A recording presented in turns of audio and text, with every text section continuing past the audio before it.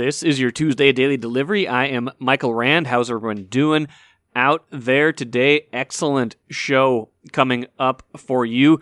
Lots to talk about as usual. Going to get to Major League Baseball, maybe getting a little bit closer, maybe a lot bit closer to resolving this work stoppage. Provide some context on that a little bit, and also check in with Seth Stohs from Twins Daily, get his thoughts on this long, lengthy lockout, what it means for the Twins, and maybe some optimism too as we kind of look towards the start of the season, hopefully, and what this might mean for the Twins in 2022. Got to get to some Wolves stuff. Big win over Cleveland on Monday night. Big shot by Karl-Anthony Towns. We'll hear from him in a little bit. Wild in the midst of a slump, kind of an identity crisis right now. Probably better now than in a month or two, but still not what you want to see from a team that has legitimate, depth and hopes of going deep in the postseason.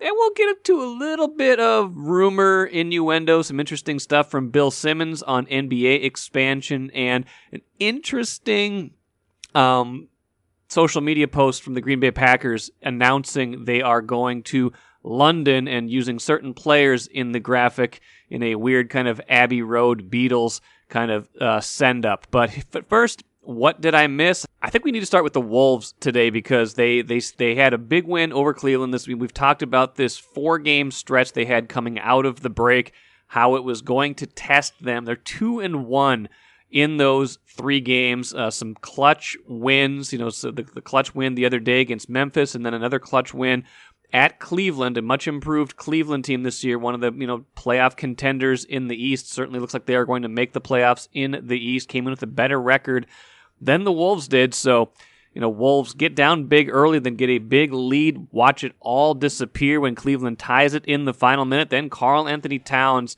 on, the game-winning play, essentially, the game-winning sequence, gets himself a little bit of space at the top of the three-point line, lets it fly. He had just won the three-point contest in Cleveland at All-Star Weekend not that long ago. Was it last weekend, 2 weekends ago? And he hadn't made a three-pointer all night. That one goes in, gives the Wolves a 125-122 lead. They get a stop on the next possession, a couple free throws. The game is over. A big one for them because now, like I said, 2-1 in this little 3-game stretch. They've got Golden State tonight. Again, 2 back-to-backs coming right out of the break. Was another reason this was such a big test. But the schedule softens up considerably out of this break, or out of this 4-game stretch. But if they can somehow manage to win this one, a back-to-back against a very good Golden State team, then you can take this team extra seriously. I think they've already passed this 4-game test by doing no worse than a split. But you could see. You could see some wheels turning if they can manage to win this game Tuesday night against Golden State. But before we get ahead of that, let's hear from Karl-Anthony Towns and what he saw, kind of an extended cut of what he saw on that game-winning play. We came down the court. Shout out to Coach, too. Big shout out to Coach Finch because he could have called the timeout, could have stopped the play. We could have, got to the, as a huddle and picked the play or whatever the case may be. But he let us play. He made a call. The play was actually for D'Lo, come off the pick and roll, have his matchup, do what you do, get all of us get ready to rebound or be ready for outlets or anything like that.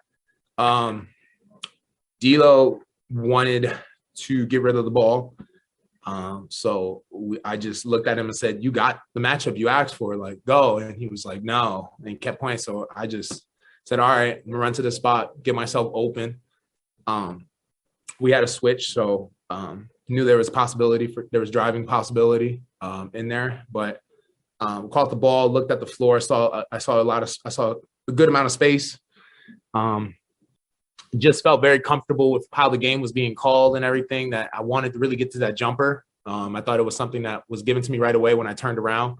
I just was getting ready to shoot the basketball, and the jab step, I saw a little more space get created by the jab step, and from there it was let it fly time. So when I let go of the ball, I just TP was telling me in there when I shot the ball, he said cash money record. So it felt pretty good when it left my hands. I thought it was a a green shot like in 2K, and I just felt very good and confident about it. Started getting my celebratory hops in. And I let that go probably a little longer than I normally would for a post-game audio clip, just because I kind of like to hear the process. I like to hear what players.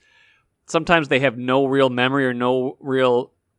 They're so in the moment that they can't really describe the play that was happening. That they can't describe the thing that just happened. But it sounded like Cat was very kind of gives you a window into his process and how cerebral he is, how the recognition he has, things like that. So it's just kind of interesting for me to hear that from him and his process. And the process led to obviously the clutch basket. He's been very clutch in situations like that this season.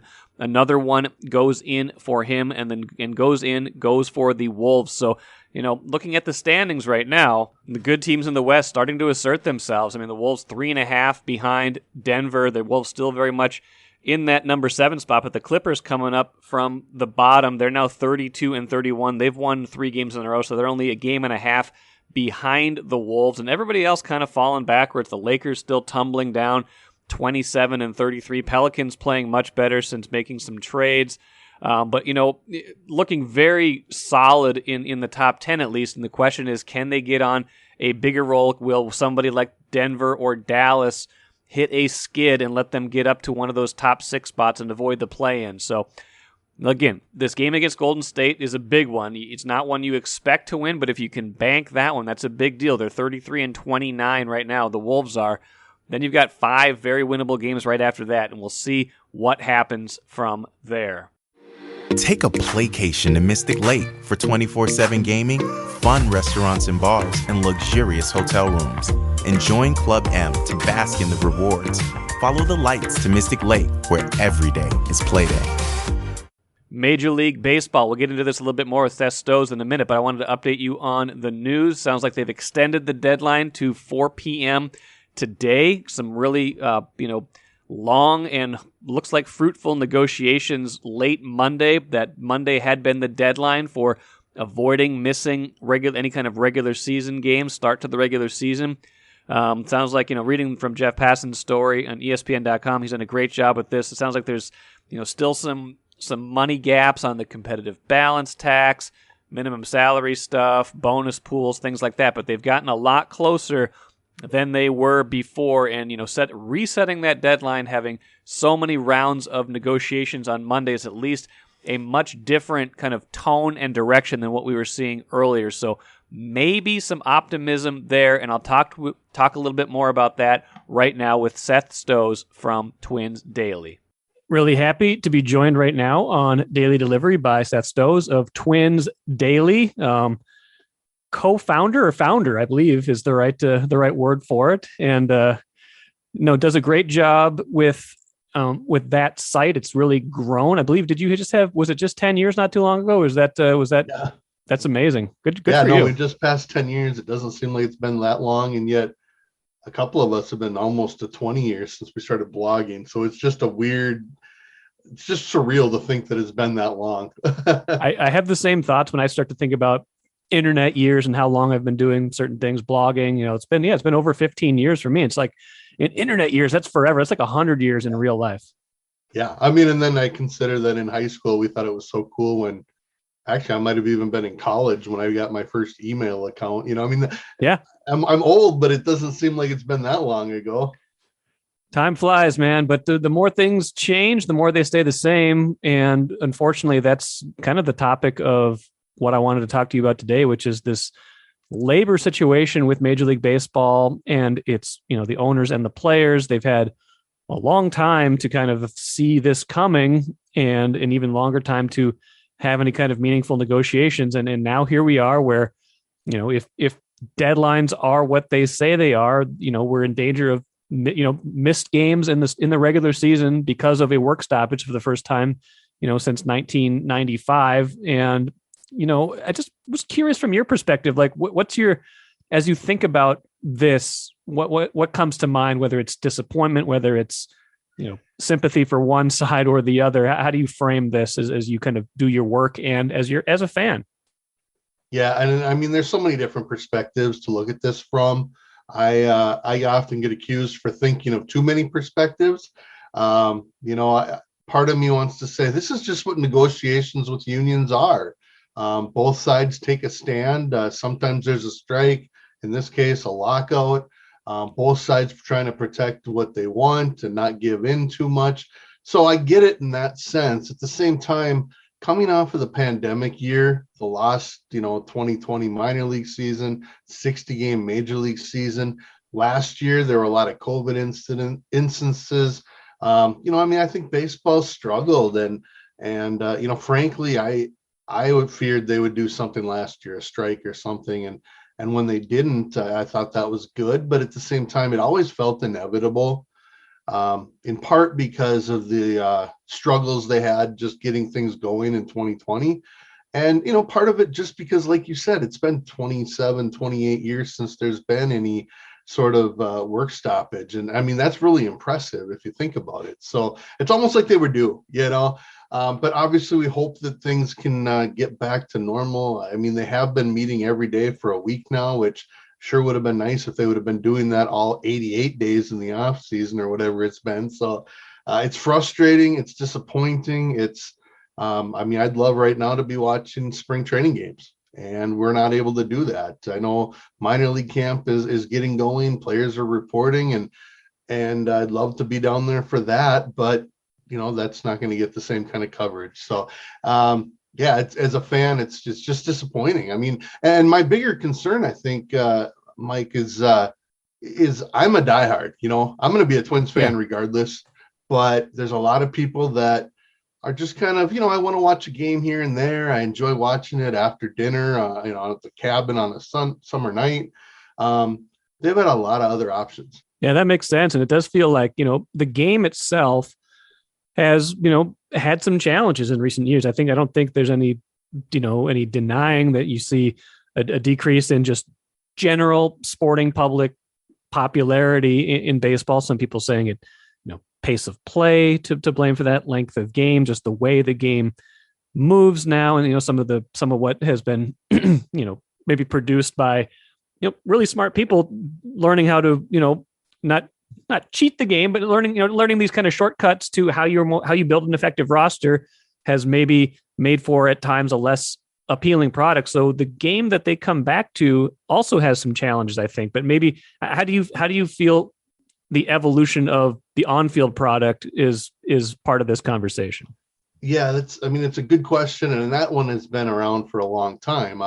Yes. Even as a diehard, I struggle to watch 4-hour games, or as a parent, the game starts at 7:00 or even 6:30. It's not done till 10:30, sometimes 11 o'clock. And if it's an extra inning game, the exciting stuff, that's 11, 12 o'clock. So that is a big deal in my opinion. But also I think they're making a good decision on hopefully universal DH. It'll be interesting to see what they do on a number of other topics. I think the pitching has roles have changed. As starters are going a little less, bullpens are going more. There's just aspects of the game that are different. It's the same game, and yet it doesn't look exactly the same. The shifting and just so much technological advancement and analytics, which is a good thing. It's a smart thing. It's a positive thing. It's a good way to build an organization, but it doesn't necessarily make the product more entertaining.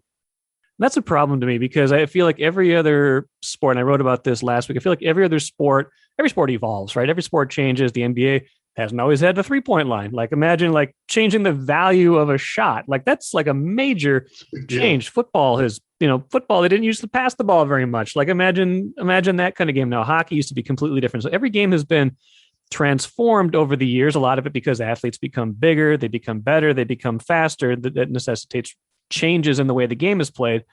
I feel like baseball is a little bit unique in that the play of the game itself hasn't necessarily improved because of the improvements, if you know what I mean. Yeah. And, there's things like, in the 80s, if someone was hitting 90, 91 miles an hour, they were a hard thrower. Yes. If someone hit 94 and 95, they were out of this world. In such a rarity. And now you don't find a relief pitcher that isn't hitting 96, 97. So even starters are throwing hard. So there are things that I do think the players playing today are significantly better than those of the past, but it doesn't make the game more entertaining necessarily, because the game's still the game. And watching hit and runs is just as exciting as, you can do that a little more often than you can try to hit a home run. And there's so much, 3 true outcomes: walk, strikeout, and home run. And that's not exactly, I don't think, exciting to play. So, I think that's another picture, along with just, there's reasons that fans have to find something else. And when you've got owners who are making a ton of money, kind of just going at the minutia, not increasing a minimum wage the way to meet inflation or to meet the other professional leagues, that's just in addition. That's the stuff that's just going to annoy fans. I'll admit my interest in baseball it was my number one sport forever. It's what I played growing up, so it will always have a certain place for me. But I think my interest is maybe dipped a little bit, especially right now, and just kind of watching this labor situation. But, and also I think you referenced it, people have found other things in their lives. And I think the pandemic fueled some of that as well. And the pandemic also, wiped out the minor league season, like you noted, in 2020. It made for a very strange 2021 still, where there were COVID cases and you didn't quite know what was going on. Teams maybe relied on known commodities and were a little bit reluctant to overuse the players from the minors who didn't compete in 2020 because they didn't want them to have injuries. And now, again, they will have a minor league season this year, but there are some restrictions. I believe that you can't be on the 40-man, right, if you are going to compete in the minor leagues this year. So some of their Twins top prospects might not be able to get in there and get off the jump right away, right? And that's the biggest disappointment for me. Knowing that there's going to be a minor league season and that there's most of their 150 players are already in Fort Myers working to get ready to start their season is exciting. But to know that players like Joe Ryan and Royce Lewis and Jose Miranda, who busted out last year and ended the year at St. Paul, other guys that should end in St. Paul this year, Joan Duran, I could go on, Josh Winder, Cole Sands, these are top level types of prospects. Jordan Balazovic is probably their top pitching prospect. By being on the 40-man roster, they can't do anything. And Royce Lewis missed, last year with the torn ACL. He was at the alternate site in St. Paul in 2020, but that's not the same as real games. So those are the guys that I feel terrible about. They haven't made enough to be able to sit through an extended work stoppage. And yet, they are going to essentially lose that development time, whether that's a month or a week or whatever it ends up being. And that's got to be frustrating. I feel bad for those guys. Absolutely. Well, this doesn't have to be all gloom and doom, Seth, even though I wanted to mostly talk to you about, what we're dealing with right now, right. The news of just, these ongoing discussions. Some of those guys you referenced are for the Twins. They have to put a lot of stock in hoping that quite a few of those guys hit, and that's the next wave of young players that can contribute, especially on the pitching side. As you think about 2022, whenever it does get underway, and I don't think we're going to be talking about a season wiped out or anything like that. I think that'd be just a complete disaster. But once things do get going, what are you most interested in, optimistic about when you think about the Twins, whether it's existing players on the roster or players that might challenge for those roster spots and really compete this year? Yeah, I think the one thing, I know they finished last in the AL Central last year, but they had won the division the 2 prior seasons. And a lot of that talent, obviously having Byron Buxton back, but also some of those guys that I also think are hurt, Alex Kirilloff, Trevor Larnach, Ryan Jeffers, to see what Mitch Garver can do, because he came on and was unbelievable again late last season. So I think offensively they're pretty exciting. I think there's a lot of talent and some depth there. That we just did our top prospects. Top 3 Twins prospects are hitters. But more exciting, I think, or just as exciting, or really something unusual for Twins fans, on my personal rankings and on the Twins daily rankings, you've got about anywhere from 7 to 10 pitchers. So the top 3 prospects are hitters, but the next 10 or so are pitchers. And, they're guys that aren't just, throwing 92 or 91 or, good control pitchers like we've heard about. And these are guys throwing 95 to 97 and having a good slider to go with it or a good changeup. Obviously, they still need to develop, but we've heard since Derek Falvey took over about his ability to, add coordinators, add technology, add analytics, try to avoid injury, things like that for pitching. And that's what happened in Cleveland.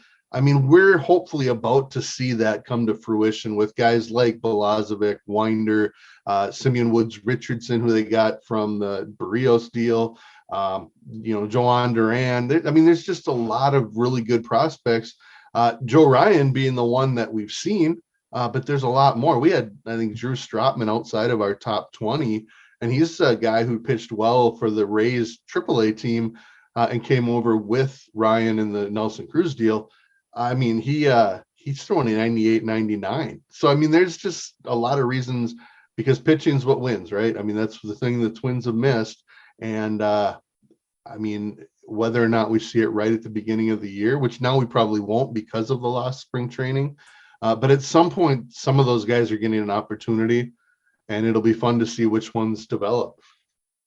Kind of in conjunction with this last question, the other way the Twins kind of get pinched here is they didn't do a ton in free agency before this all happened. They made a couple, late additions. They grabbed what could be a fifth starter in Dylan Bundy, somebody like that. But there's still some significant holes that whenever this is resolved, there's going to be a very short free agency period that they're going to have to do a fair amount of work in a pretty quick amount of time. With that in mind, like what to you would make this a successful season? We've had the extremes the last 3 years, right? Of division title, last place. It kind of feels like this team probably belongs somewhere in the middle of that. But how would you define this year as a success once it does start?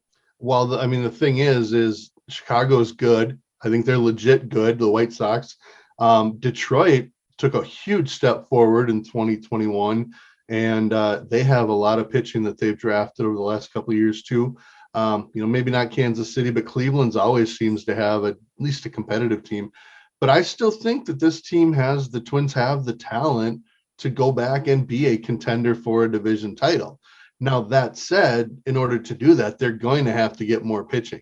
Right now, the rotation looks like Dylan Bundy, Joe Ryan, Bailey Ober, who is a success story for this regime, but then maybe Randy Dobnak and Lewis Thorpe. So, clearly they need more pitching unless they're just going to hand the reins over to those minor leaguers. And I can't see them doing that. So that may mean in that, 48 hours, 72 hours from when they come up with a deal to the start of spring training, to the start of the season. The Twins are going to be active, I would think, in trade talks. You still don't want them to give up the farm because they're not, one piece away. They're probably 2 or 3 pieces away. But at the same time, I do think they'll be active. And it was an exciting time before the lockout. A lot happened. A lot of players wanted to get signed before that.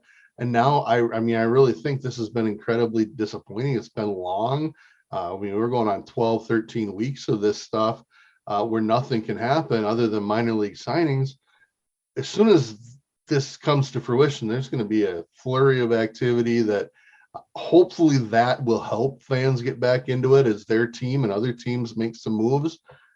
We got to hope, but pitching, it all comes down to pitching. The lineup looks okay and has some depth. And, again, you want those guys in their second and third years to develop, take that next step. Kirilloff, Larnach to be healthy, Jeffers to be healthy. Everyone, obviously health is always part of it, but it all comes down to pitching. So I don't know if it's short-term planning or long-term planning, but that's where the need is. Seth, good stuff. Appreciate you joining Daily Delivery. Read StarTribune.com, and also please read Twins Daily because you guys do a lot of really good work over there as well. Appreciate it, Michael. Have me on anytime. Happy to talk. And then, hopefully we can talk about some baseball, baseball soon. Exactly. I would like that very much too. Thanks, Seth. Take care. All right. You bet. Have a good one.